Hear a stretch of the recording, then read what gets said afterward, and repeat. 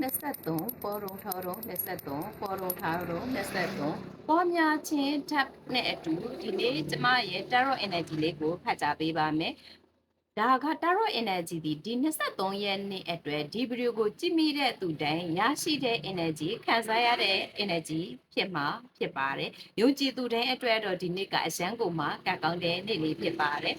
ဒီနေ့အတွက်တာရော့ကလေးရဲ့နမိတ်လေးကိုပြောပြမယ်ဆိုလို့ရှိရင်တော့ဒီသစမ်းဆိုတဲ့ကကအခုလက်ရှိအခြေအနေ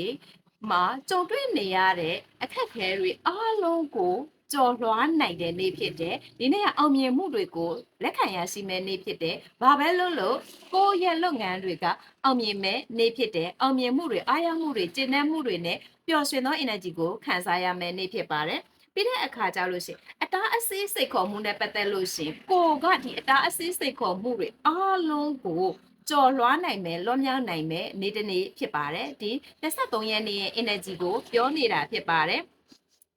ပြီးတဲ့အခါမှာကိုဘဝမှာပိတ်ဆို့နေတဲ့အကြံဉာဏ်တွေကိုမလွတ်မြောက်တော့ဘူးလို့ထင်နေတဲ့ကိုရဲ့အထင်တွေထင်ရောက်ထင်မှားမှုတွေကဒီနေ့ဒီရဲ့ဒီချိန်ခါကစပြီးတော့လွတ်မြောက်မှုကိုရရှိပါပြီ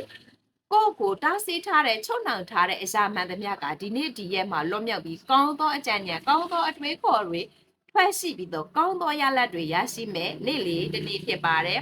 ပြီးတဲ့အခါကျတော့ဒီနေ့ဒီကရဲ့ energy လေးကိုရရှိတာဖြစ်တဲ့အတွက်ဒီနေ့ဒီဟောချက်ကိုမြင်တဲ့သူကကိုကရင်ရထားကစီးစရာရင်တဲ့မျိုးကိုလိုချင်နေတဲ့သူလို့ဆိုလို့ရှိရင်တော့စိတ်မပူပါနဲ့9ရက်သို့မဟုတ်9လတော်တွင်မှာကိုလိုချင်သောစီးစရာရင်တစ်ခုကကိုရဲ့ဘဝထဲကိုပိုင်ဆိုင်မှုရရှိမယ်ဆိုတဲ့သတင်းကောင်းလေးကိုပြောရင်းနဲ့ဒီ